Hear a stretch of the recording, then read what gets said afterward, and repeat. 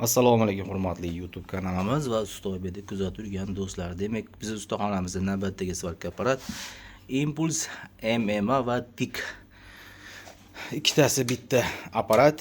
Xullas bizga remont degan. Qaranglar do'stlar, svarchi do'stlarimizga maslahat berib ketaman. Apparat hozirgi kunda tashqarida qolmasin.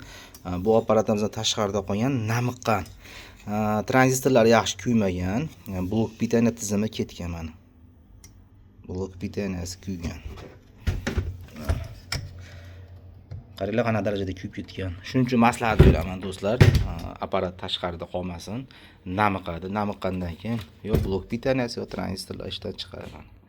Ko'ringlar. Apparat tashqarida qolmasin. Xo'p, ham svarka apparat, ham argon. Qaranglar, buni obzorini qilib beraman. Uchidan kondensator, 4 ta silovoy tranzistor qo'yilgan. Tranzistorlarimiz bu yerda. Xo'p, 50 amperlikdan ekan. Mostoviy tizimda ishlaydi bu. Yaxshi apparat mana. Impulse MMA ham argon ham sizlarga hozir qutisini ko'rsataman do'stlar. Impulse Germaniya texnologiya deyapti. Bu yerda ko'rishimiz mumkin. Bu yerda chiqish 56 volt 220 50 Hz IP24S himoya tizimi. Tarmog'idan qaranglar 32 amper oladi. 24 amper. Xullas 5 kilovatdan ziyod bo'ladi do'stlar, shu apparatlarimiz hammasi ham. 56 volt pastayanka. Ko'ryapsizlarmi?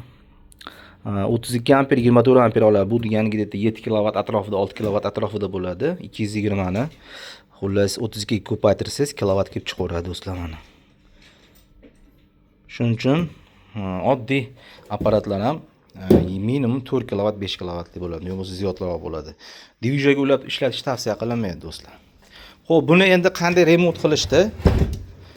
Yopiq gruppa Telegram kanalimga qanday remont qilishdi, qanaqa almashtirishdi, to'liq videosini tashlayman do'stlar.